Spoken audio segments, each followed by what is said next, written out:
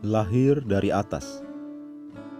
Lalu ia berkata kepada mereka, "Kamu berasal dari bawah, aku dari atas. Kamu dari dunia ini, aku bukan dari dunia ini."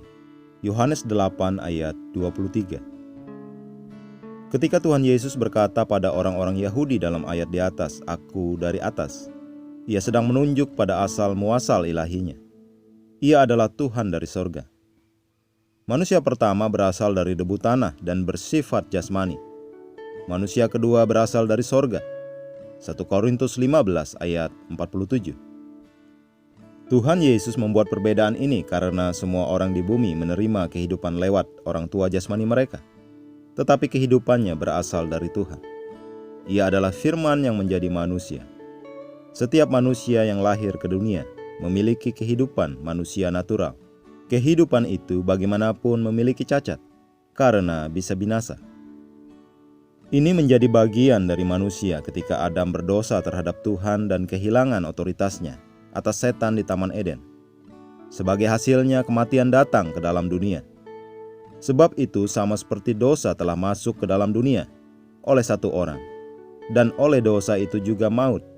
Demikianlah maut itu telah menjalar kepada semua orang, karena semua orang telah berbuat dosa. Roma 5 ayat 12. Dosa datang ke dunia lewat ketidaktaatan Adam, dan kematian mengikutinya. Kematian di sini adalah keterpisahan dari Tuhan, suatu kehidupan dalam kegelapan dan kebutaan rohani. Itulah kehidupan dari manusia yang tidak diperbaharui, yang oleh firman digambarkan sebagai terasing dari kehidupan Tuhan. Dan orang yang tidak masuk dalam perjanjian berkat, tidak memiliki pengharapan, dan tanpa Tuhan di dunia. Efesus 2 ayat 12. Bagaimanapun setelah lahir baru, engkau telah dibawa pada kekekalan. Engkau tidak lahir dari gambar rupa manusia pertama Adam, tetapi dari Kristus, yang adalah Tuhan dari sorga. Sebagaimana Dia, maka demikianlah engkau di dunia. 1 Yohanes 4 ayat 17. 1 Korintus 15 ayat 48 menjelaskannya. Di situ dikatakan, makhluk-makhluk sorgawi sama dengan Dia yang berasal dari sorga. Engkau memiliki kehidupan Tuhan yang tak dapat binasa. 1 Petrus 1 ayat 23 mengatakan, karena kamu telah dilahirkan kembali, bukan dari benih yang fana, tetapi dari benih yang tidak fana, oleh firman Allah, yang hidup dan yang kekal.